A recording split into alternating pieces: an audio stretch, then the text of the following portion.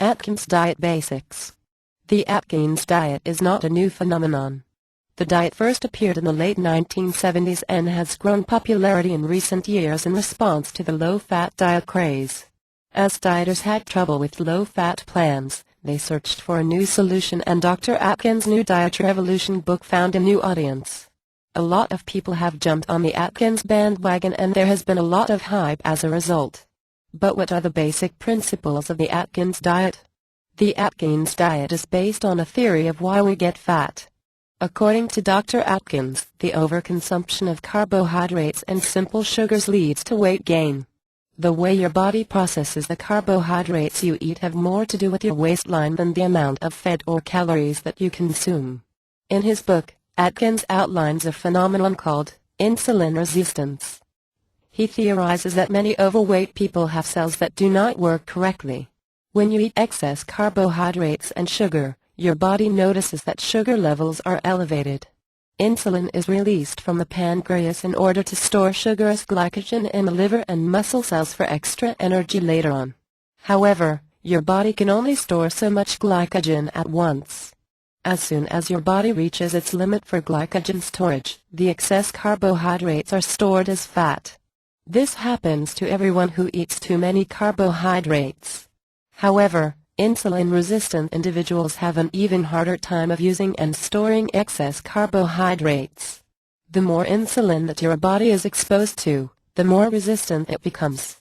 Over time, the pancreas releases more insulin and cells become insulin-resistant. The cells are trying to protect themselves from the toxic effects of high insulin.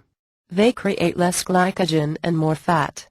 As a result, insulin-resistant individuals gain extra weight. The carbohydrates get converted into fat instead of energy. Other side effects include fatigue, brain fog, the inability to focus, poor memory, loss of creativity, low blood sugar, which can lead to hypoglycemia, intestinal bloating, sleepiness, depression, and increased blood sugar. There is much more than weight at stake when you are insulin resistant. The remedy for people who are insulin resistant is a diet restricted in carbohydrates. The crux of the Atkins diet is limitation of carbohydrates in all of its forms.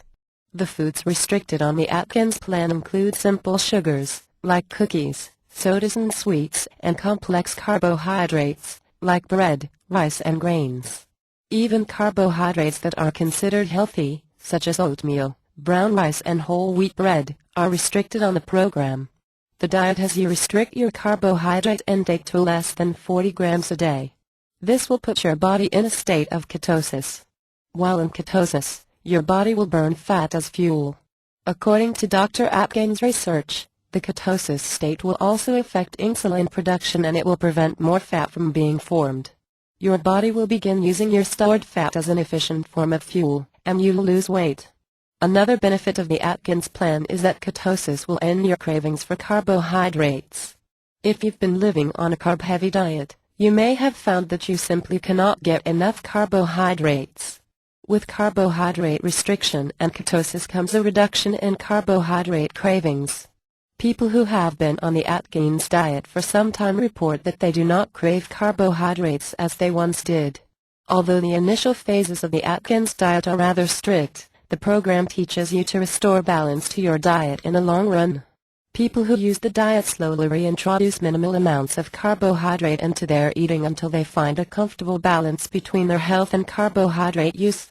The basic principles of the Atkins diet have been adapted to many other low-carb diet plans. However, Atkins' popularity still remains strong as one of the most effective low-carbohydrate solutions for those who are insulin resistant.